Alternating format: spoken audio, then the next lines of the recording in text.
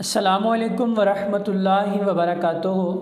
Dear students, कैसे हैं बेटा आप लोग? खैरियत से हैं? उम्मीद करता हूँ आप खैरियत से होंगे। अल्लाह पाक आपको हमेशा अपनी रहमतों के साए में रखे, आमीन।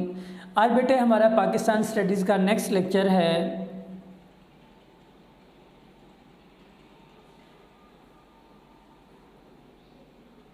सेकंड लेक्चर आज हमारा पाकिस्तान स्टडी का, और इसके अंदर हम पढ़ेंगे पार्लियामेंट के फ़राइज़ क्या हैं, पार्लियामेंट के ज़िम्मेदारियां क्या हैं, पार्लियामेंट क्या काम करती है। ये मेरे बच्चों आज का हमारा टॉपिक होगा।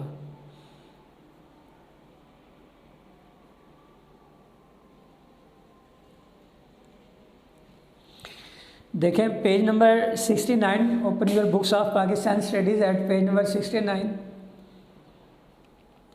मजलिस शुरा के दोनों ऐवानों को कानून साजी में बराबर के इख्तियारात हासिल होते हैं। लास्ट लेक्चर में हमने पढ़ा था कि पार्लियामेंट के दो ऐवान हैं, एक कौमी असम्बली और एक सेनेट। कौमी असम्बली को ऐवान ज़ेरी कहते हैं और सेनेट को ऐवान बाला कहा जाता है। तो इन दोनों ऐवानों को लेजिस्लेशन के अंदर, कानून साजी के अंदर बराबर के इख्तियारात मिलते हैं, लेकिन माली उमूर में कौमी असम्बली ज़्यादा बाइख्तियार है। जो बजट बनता है, बजट की हम तारीफ भी देख लें कि बजट कहते किसे हैं।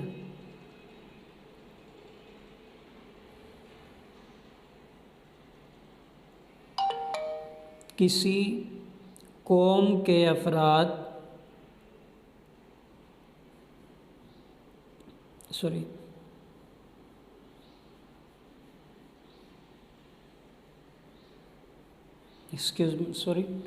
मैं कौमी आमदनी की तारीफ लिख गया हूँ।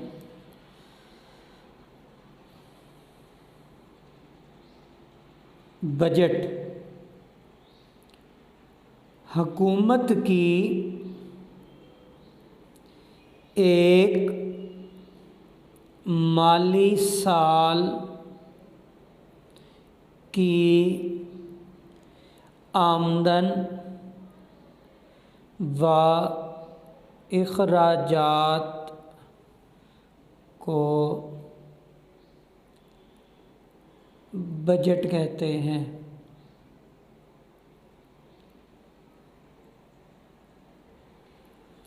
हुकूमत की एक माली साल की आमदन और अखराजात के हिसाब को बजट कहा जाता है। यानी बजट की मंजूरी जो है वो सिर्फ कौमी असम्बली देती है, सेनेट नहीं देती। बजट सिर्फ नेशनल असम्बली से मंजूर होता है। पार्लियामेंट के फ़राइज़ दर्ज झैल हैं। सबसे पहला फ़र्ज़ बेटे पार्लियामेंट का जो है वो कानून साजी है, लेजिस्लेशन है। हमने पढ़ा था मुकन्ना का सबसे पहला काम होता है कानून साजी करना। तो पार्लियामेंट के दोनों ऐवान जो हैं बेटे वो कानून साजी करते हैं। मजलिस शुरा मुल्क के लिए कवानीन बनाती है। दोनों ऐवानों को इस ज़िम्न में बराबर के इख्तियारात हासिल होते हैं। यानी एक बिल एक ऐवान से पास होने के बाद दूसरे ऐवान के पास जाता है। जैसे सपोज़ कौमी असम्बली ये सबसे पहले कोई अगर मंजूर करती है, कोई कानून बनाती है, इसने कोई कानून कोई बिल मंजूर किया तो वो किसके पास जाएगा? सेनेट के पास। सेनेट भी अगर उसे ओके कर दे, मंजूर दे दे, अप्रूवल दे दे, उसकी मंजूरी दे दे, तो फिर वो चला जाता है सदर के पास। और सदर पे लाजिम है कि वो मुकन्ना के बनाए हुए कवानीन की मंजूरी देगा, या उसे इख्तियार हासिल होता है कि वो रिव्यू के लिए, नज़र सानी के लिए वो वापस भेज देता है। देखिए कौमी असम्बली ने पास किया, सेनेट के पास आया, सेनेट ने पास किया, सदर के पास चला गया। सदर के पास इख्तियार है कि वो इसे वापस भिजवा देगा नज़र सानी के लिए कि आप इसे रिव्यू कर लें। और जब ये नज़र सानी होकर दोबारा आ जाएगा तो फिर ये हर सूरत सदर पे लाजिम है कि वो उसको दस्तखत करे। 14 डेज़ मिलते हैं प्रेसिडेंट को, 14 दिन। 14 दिन के अंदर अंदर अगर सदर साइन कर दे तो ठीक है, नहीं तो उसके साइन के बगैर भी ऑटोमेटिकली वो इम्प्लीमेंट हो जाएगा, वो नाफिज हो जाएगा, उसकी अप्रूवल की ज़रूरत भी नहीं रहेगी। सदर कौमी असम्बली ने बिल पास किया, सेनेट के पास आया, सेनेट ने पास किया, सदर को भेजा, सदर के पास 14 दिन है, या तो साइन कर दे या वो उसे रिव्यू के लिए भेज दे। रिव्यू के लिए भेज देगा तो फिर जब पास होकर आएगा तो अब उस पर लाजिम होगा कि हर सूरत साइन करेगा। मतलब in short we can say कि president have no right to reject, उसको रिजेक्ट करने का, मुस्तरद करने का, रद्द करने का कोई इख्तियार नहीं है। ज़्यादा से ज़्यादा रिव्यू के लिए भेज सकता है वो। अच्छा, ये तो था कि कौमी असम्बली ने पहले बनाया तो सेनेट के पास भेजा। सपोज़ अगर पहले सेनेट बनाती है और वो कौमी असम्बली के पास भेजती है तो पहले कौमी असम्बली मंजूरी देगी, कौमी असम्बली ने मंजूरी दे दी तो फिर वो दोबारा से सदर के पास आ जाएगा और फिर वही सेम प्रोसेस होगा। ये तो था मेरे बेटे इस सूरत में कि जब दोनों ने मंजूरी दे दी। अब हम ये देखते हैं कि कौमी असम्बली ने बिल बनाया, सेनेट को भेजा, सेनेट उसे रिजेक्ट कर देती है, या सेनेट ने बिल बनाया, कौमी असम्बली को भेजा, कौमी असम्बली उसे रिजेक्ट कर देती है, तो फिर क्या होगा? फिर हम इनके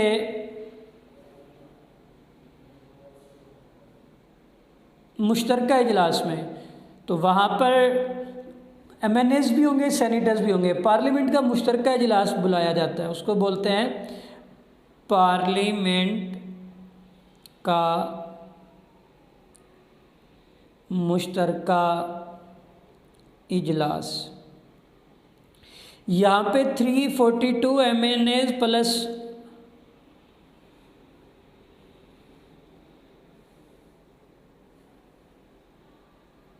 +104 senators is equal to 446 parliamentarians. अब 444 पार्लियामेंटेरियंस ने वोट डालना होता है उस बिल के हक़ में या उस बिल के ख़िलाफ़। अगर हक़ में ज़्यादा वोट पड़ गए तो वो अप्रूवल हो जाएगा, और अगर उसके हक़ में मुखालफत में ज़्यादा वोट पड़े तो फिर वो रिजेक्ट हो जाएगा। नेक्स्ट देखें बेटा, हमारा ये पॉइंट क्लियर हो गया। अच्छा, वफाकी उमूर की लिस्ट में मजलिस शूरा को कानून साजी का इख्तियार हासिल है। मुश्तरका उमूर की लिस्ट में से भी वो वफाकी पार्लियामेंट कानून बना सकती है। दूसरा पॉइंट देखें, मालियाती इख्तियार।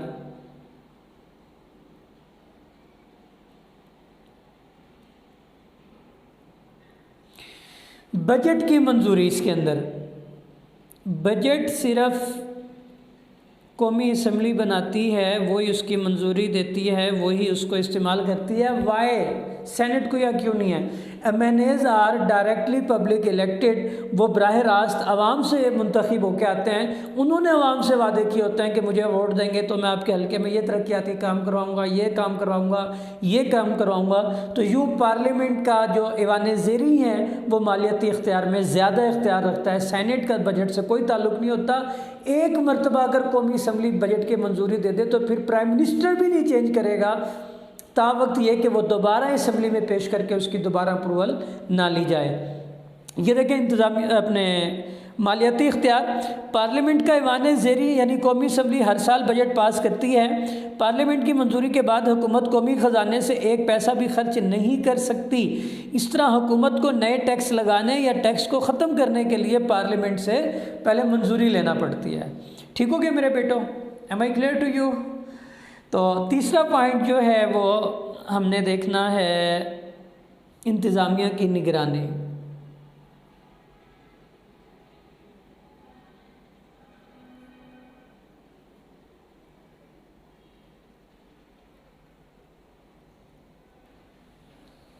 पार्लियामेंट इंतज़ामिया की निगरानी करती है। यहाँ पे इंतज़ामिया से मुराद काबीना है। प्राइम मिनिस्टर जब इलेक्ट हो जाते हैं कौमी असम्बली से, वज़ीर आज़म इलेक्ट हो गया तो वो अपनी मुआवनत के लिए, अपनी मदद के लिए काबीना बनाता है। उसके लिए वो कौमी असम्बली से भी कुछ लोगों को वज़ारत देता है, प्लस कुछ लोगों को सेनेट से वो वज़ारत देता है। ये काबीना का 25% सेनेट से लेना ज़रूरी है। ठीक है, इन दोनों में से वो अपने वज़रा का इंतखाब करता है और फिर उस जो वज़रा मुंतखब हो जाते हैं उसको हम कहते हैं विफाकी काबीना। जैसे शेख रशीद साहब हमारे वफाकी वज़ीर रेलवे हैं, ठीक है, वफाकी वज़ीर दिफा परवेज़ खटक साहब हैं, वफाकी वज़ीर तालीम मियाँ शफ़क़त महमूद साहब हैं जो आजकल स्टूडेंट्स को बड़े मतलब महबूब भी हुए हैं। तो ये हमारे जो मतलब वज़रा हैं इनका मजमुआ हम वफाकी काबीना बोलते हैं, ठीक है। ये वज़ीर-ए-आज़म की मुआवनत के लिए मौजूद होती है। तो जब आपने कभी इजलास की कार्रवाई देखी हो, फेसबुक पे भी दिखा रहे होते हैं आजकल, तो मतलब मुख्तलिफ़ पेजेस पे या पीटीवी पार्लियामेंट चैनल मौजूद है, तो उस पर अगर देखें तो अपोजिशन का कोई शख्स खड़ा होकर तनकीद करता है कि फॉर एग्ज़ाम्पल मैं समझाने के लिए अर्ज़ कर रहा हूँ कि मियाँ शफ़क़त महमूद साहब की पॉलिसी ये जिन्होंने इदारों को बंद किया, इस पर खड़े होकर मतलब अपोजिशन से हम ख्वाजा आसिफ साहब को कहें, वो खड़े होकर तनकीद करते हैं कि जी आपने तालीमी इदारों का बेड़ा गर्क कर दिया है, तालीम में बच्चे पीछे चले गए हैं, तो आपने मतलब स्कूल्स क्यों बंद किया। तो अब इसका जवाब कौन देगा? रेलेवेंट मिनिस्टर देगा, मुतलका प्राइम मिनिस्टर देगा। वो नहीं है, मुतलका फेडरल मिनिस्टर देगा। वो नहीं है तो उसकी जगह कोई भी हुकूमती बेंच का रुकन खड़ा होकर जवाब दे सकता है। तो अब मियाँ शफ़क़त महमूद साहब खड़े होकर बताएंगे जी देखें कोविड इतना फैल रहा था, इतने केसेस थे, हमें टीचर्स की, स्टूडेंट्स की, इंतज़ामिया इदारों की जो है मालकान जो हैं, अमला जो है, उनकी जानें कीमती हैं, तो इससे कोविड ना फैले, हमने इसलिए बंद किए हैं। तो यूँ वज़रा अपनी कारकर्दगी के मुतालिक जवाब दे होते हैं पार्लियामेंट को, चाहे सेनेट उन्हें बुलाए या उन्हें अपने कौमी असम्बली वाले बुलाएं, वज़रा जवाब दे होंगे पार्लियामेंट में आके जवाब देने के। वज़ीर-ए-आज़म ख़ुद भी वो रिस्पॉन्सिबल है कि वो अपनी कारकर्दगी के मुतालिक आकर जवाब दे। चौथा पॉइंट है मेरे बेटे अदालती इख्तियारात।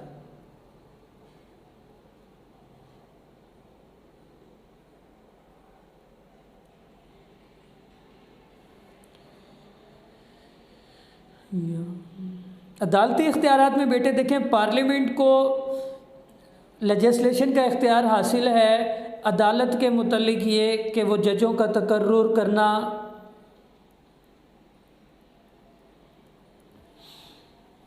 जजेस की सैलरीज़, उनकी मराहत का तयन करना, उनकी मुद्दत मुलाजमत का तयन करना, ये भी पार्लियामेंट के पास है। तो पार्लियामेंट के दोनों ईवान सुप्रीम कोर्ट के जजों की तादाद मुकर्रर करते हैं। इस वक्त सुप्रीम कोर्ट की जजेस की तादाद 17 देयर आर 70 जजेस इन द सुप्रीम कोर्ट के इस वक्त हमारे जस्टिस जो होंगे 17 जस्टिस, ये जो है 17 हमारे सुप्रीम कोर्ट के जजेस की तादाद है। इस तादाद को अगर बढ़ाना हो, 20-25 करना हो या 10 से 15 कम करना हो, तो ये इख्तियार पार्लियामेंट के पास मौजूद है, ठीक है। इनके अलावा इनकी सर्विस के मुतल्लिक़ अमूर की भी मंजूरी पार्लियामेंट ही देती है। मिसाल के तौर पे सुप्रीम कोर्ट के बेटे इस वक्त एक जज की मुद्दत मुलाजमत है 65 साल। 65 साल तक वो अपने ओहदे पे रहता है, उसके बाद वो रिटायर्ड हो जाता है। इसको अगर घटाना हो या बढ़ाना हो तो ये मंजूरी भी पार्लियामेंट देगी। सेकंड लास्ट हमारा पॉइंट है मेरे बच्चे, इंतखाबी इख्तियारात।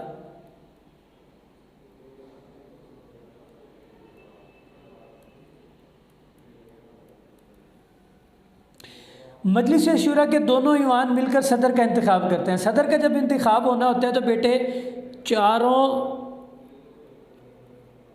सूबाई असम्बली प्लस सेनेट प्लस कौमी असम्बली,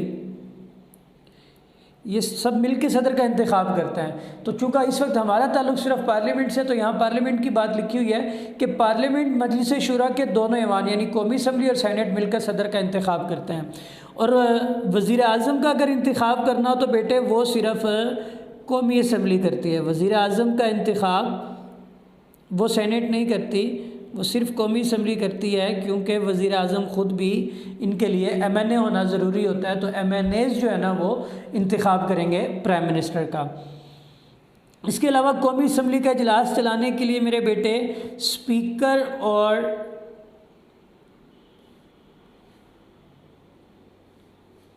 डिप्टी स्पीकर होता है, जैसे हमारे अभी असद कैसर साहब स्पीकर हैं और वो सूरी साहब जो हैं वो डिप्टी स्पीकर हैं कौमी असम्बली के, तो इनके स्पीकर का और डिप्टी स्पीकर का तकर्रुर भी अपने पहले ही इजलास में कौमी असम्बली करती है। स्पीकर का काम होता है इजलास की कार्रवाई चलाना, उसके मौजूदगी में डिप्टी स्पीकर ये फ़राइज़ सर अंजाम देता है। उसके बाद देखिए मेरे बेटे, सेनेट का जो इजलास की कार्रवाई चलाता है वो होता है chairman senate plus deputy chairman. इसका इंतखाब भी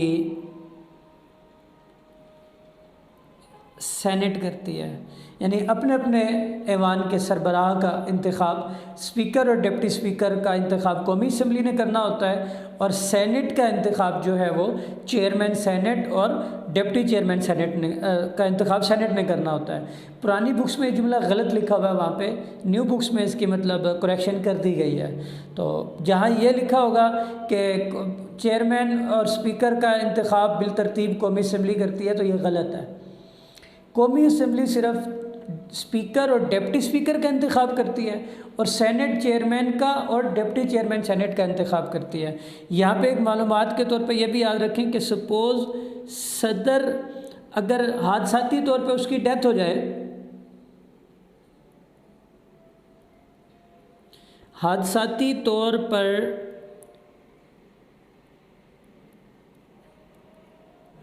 अचानक वफ़ात पा जाएं या गैर मुल्की दौरे पे जाएं,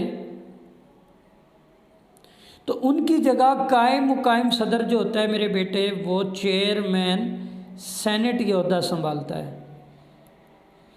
और अगर चेयरमैन सेनेट भी उसी वक्त मुल्क से बाहर है तो फिर ये ओहदा जो है वो, ये हमने पीछे पढ़ा था, ये स्पीकर जो होगा कौमी असम्बली का, फिर ये वो संभालता है इसको।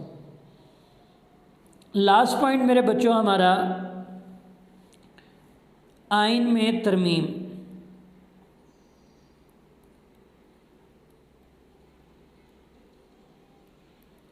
अगर मजलिस शुरा के दोनों ईवान आइन में तरमीम कर सकते हैं, अगर यानी आइन में कोई बात बढ़ानी है या घटानी है, कोई अमेंडमेंट करनी है, तो ये इख्तियार भी पार्लियामेंट के पास है। तो सेनेट या कौमी असम्बली दोनों को इख्तियार है कि वो लेजिस्लेशन कर सकते हैं, लेकिन फिर तरीक़ाकार वही होगा जो हमने पीछे पढ़ा था।